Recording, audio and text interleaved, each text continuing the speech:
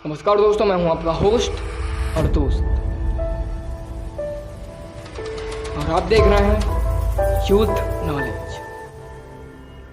आज हम आपको पूरी कोशिश करेंगे समझाने की क्या है ये तालिबान, कहां से आया ये आतंकी संगठन, इतना ताकतवर आखिर कैसे बना। चैनल पर नए हैं तो सब्सक्राइब जरूर कर लें, क्योंकि इस पर आपको मिलेगा तड़कता भड़कता महत्वपूर्ण एवं शुद्ध जानकारियों का शुद्ध दृष्टिकोण। तो चलिए वीडियो को ज़्यादा लंबी ना किए बिना शुरू करते हैं। पश्तो भाषा में तालिबान का अर्थ होता है छात्र यानी स्टूडेंट। ऐसे छात्र जो इस्लामिक कट्टरपंथी विचारधारा पर यकीन करते हों। बहुत से लोगों को इसके नाम और काम से यह बहुत पुराना आतंकवादी संगठन लग रहा होगा, लेकिन ऐसा तो बिल्कुल है ही नहीं। तालिबान की शुरुआत 1990 के दशक से मानी जाती है, जब सोवियत संघ ने अफगानिस्तान से अपनी सेना को निकालना शुरू किया था। अफगानिस्तान में सोवियत संघ की मौजूदगी 10 वर्ष तक रही।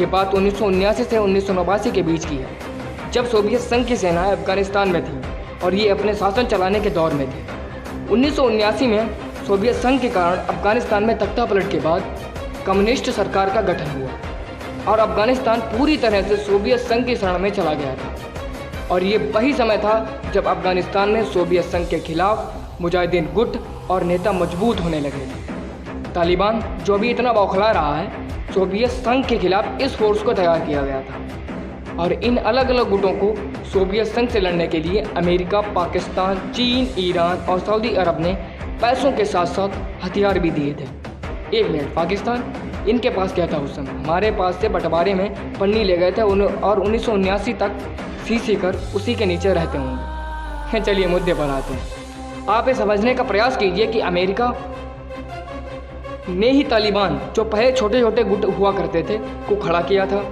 पहले इन्हें पैसा दिया, हथियार दिए और ट्रेनिंग भी दी और इनसे कहा कि आप सोवियत संघ से लड़ो, क्योंकि तब अमेरिका और सोवियत संघ के बीच कोल्ड वार चल रहा था।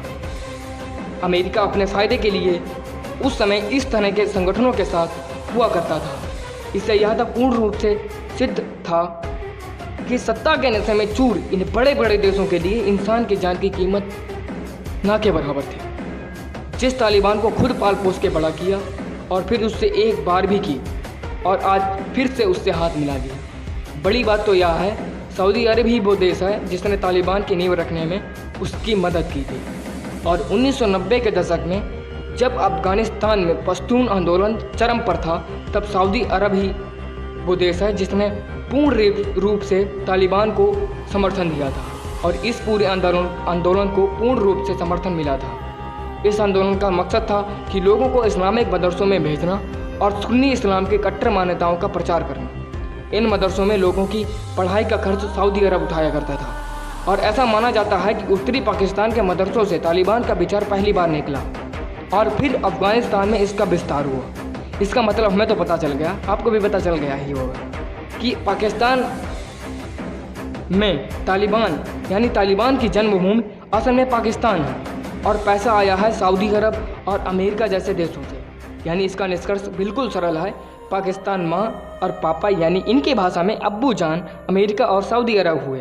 इस पश्तून आंदोलन ने तालिबान को एक नई पहचान दिलवाई और तालिबान ने अफगानिस्तान और पाकिस्तान के कुछ हिस्सों में शांति, सुरक्षा और शरिया कानून की स्थापना का वादा किया और सत्ता के लिए एक संघर्ष शुरू कर दिया।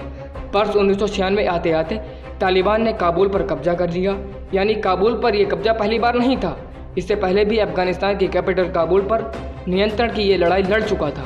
फर्क बस इतना था कि तब अमेरिका खुलेआम तालिबान के साथ था और अब वो अफगानिस्तान पर अपनी सेना को तालिबान के कहने पर हटाकर अनौपचारिक रूप से मदद कर रहा है। तालिबान ने वर्ष 1996 से 2001 तक यानी 5 सालों तक अफगानिस्तान पर शासन किया।